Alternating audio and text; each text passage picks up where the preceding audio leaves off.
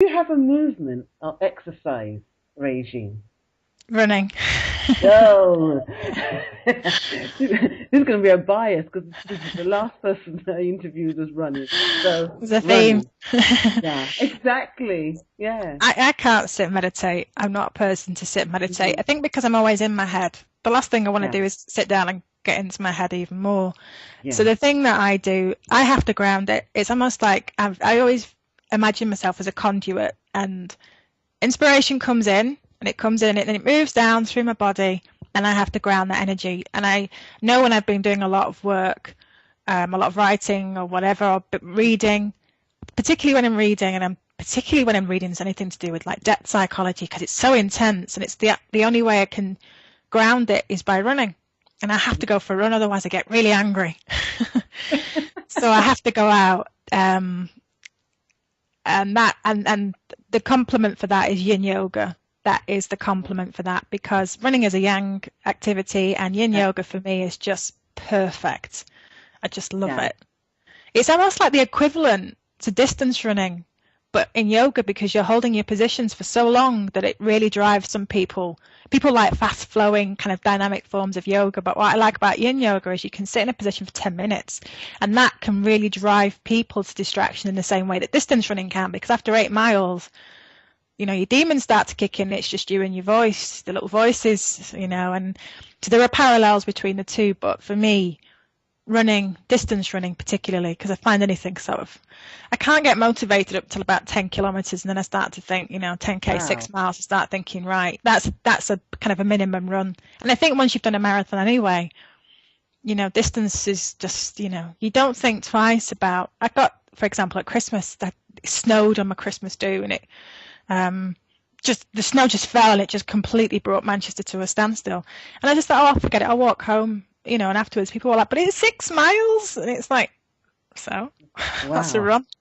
It's not a big deal. So, You yeah, kind of you expand physically, because, yeah. it's almost like you soak up the miles, as you become, I wouldn't do distance, I wouldn't do ultra marathons, but, I do, I'm training for a marathon with another one now with my next door neighbor who bought the book, and her boyfriend bought the book, and then she got talking, and then the next thing now we're doing another Wow. marathon. So it's I'm going about to her rite of passage now.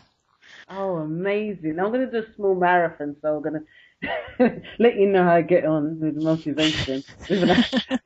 I used to run and I did feel the difference, but yeah, I think that it's really important what you're saying. I mean, um, what people say about running and how it just stretches you is just, I never hear anything different from people when they talk about running. So, The thing is, um, as well, I do run walking. I do run walking because I've still got uh, issues around. So I think that's something else that, you don't have to think you're going to go out there and just start running, as I've done with my next door neighbor, because she's only done a 10k before.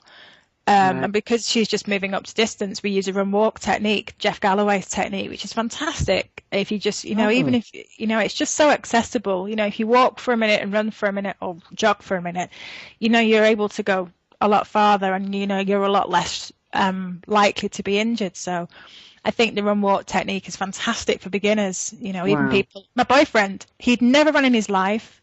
He didn't think he could as a child, and then I Oh, introduced him to run walking, and it's like it's awoken something in him he never knew he could do. So I think wow. it's the most accessible form. Wow. So, I think that leads into the second question. Probably it's going to tie into what you just spoke about. Do you have a morning practice or ritual? So, what do you do in the morning? Not really. I don't. If I've dreamt and remembered the dreams, I write them down. That's the first Hmm. thing I do. I write it in my diary. Um, but that's the only regular daily ritual that I have, morning ritual. It tends to be, for me, I tend to do things when it comes to rituals more on a weekly basis. Right. Um, I've got like a little altar, and there are certain cards that I'll pick just once a week.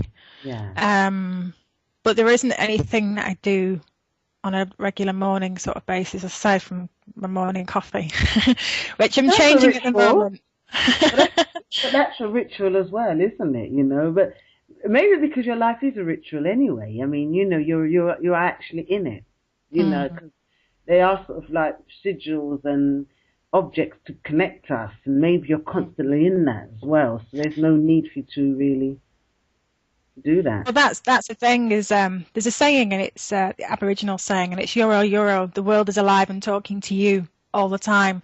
And so I'm constantly, I think the more you recognize that the other world that they call the real world, which sits just Yeah. behind this world, is always talking to you, and it talks to you through coincidence and synchronicities and dreams and intuitions. And that song that just jumped out at you from the radio, but it just caught your ear and your imagination. Animal medicine. So whenever I'm out and about, I always keep an eye for that, and then I put that in my diary as well. And just so you start to build up, then your own. You get back into the story of your life.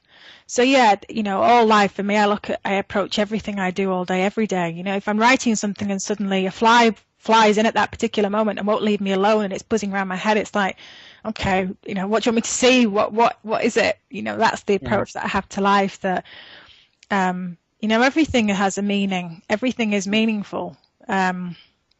It's not this dead world, this dead, inert, inanimate world that's worthless and has no point. Everything has a meaning if only you're willing to open your inner eyes and listen with the inner ears, and you'll recognize that, that cat that just rubbed up against you when, at the most, whatever that, because I was in Spain a couple of weeks ago and this lynx ran in front of the car and just stopped and we're thinking, move, but it was just the way it almost just stopped there as if to say, did you see me? Now I'm off. So of course when I get back to the hotel, I make a note of it, because it's almost like your unconscious knows you're paying attention to it, and because it knows you're paying attention, and it really starts to give you stuff, and it starts to come at you in surround sound. Wow. So that's that. I think once you do start paying attention to your unconscious, you will, your experience of coincidence and synchronicities, and that person on the street that just happens to say the right thing to you at the right time, and and you may never see them again, because it's, that's you can call it God, the deep self, whatever you want to call her, him, it, whatever, is always speaking if you are willing to open your inner eyes and, as I said, listen with inner ears. So that's how I see it. I don't have necessarily a morning ritual, but that's how I approach life. Wow. So that kind of leads on to the last question. Because it's very similar. I think what you've covered is kind of like the last question, but I'm sure you're going to give me some more gems. How do you nurture your relationship with yourself? Now, I know already because I've read some of your books, so obviously I know it's going to obviously change as well, but what is it you do to nurture your relationship with yourself? I listen to myself. I listen to dreams. That's the first thing. Mm-hmm. That's the main thing, I would say, listening to dreams, because it's really about connecting back to yourself. I mean, so many of us, it's just like we've got this focus that goes out rather than realizing that, as without, so within. So dreams are a big one. I pay close attention to dreams and synchronicities and coincidence, animal medicine. Recently, I've had an interest in Tantra for 5.5 years. I've had an intrigue, and there's been lots of things that have happened that have led up to me to this year.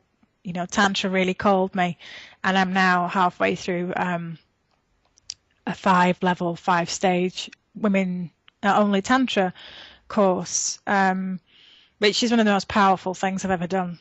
Aside from running, it's because it's a body-based experience. So, I mean, you can sit and talk for years in therapy, or you can do just one of the workshops that I've been doing, and it's just like you can just deal with a lot of stuff in one fell swoop.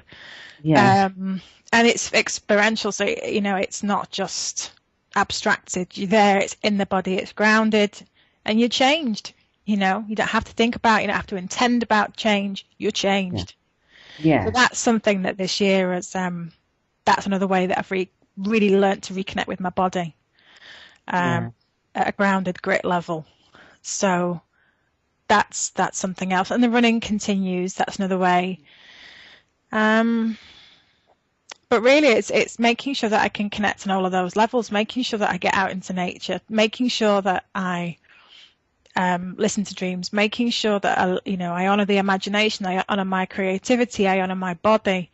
It's about honoring all those aspects, and being mindful and bodyful. Yeah, yeah, definitely. Because I think the relationship with your body, it is about listening to yourself. It kind of empowers you. And from what you're actually saying to me is that by listening to yourself, you're being led to all the right things for you, even if there may not be. Well, you're kind of surrendering to what they are, aren't you? On a deeper level. So, Mm-hmm. like the tantra, it's kind of another sensual relationship with your body.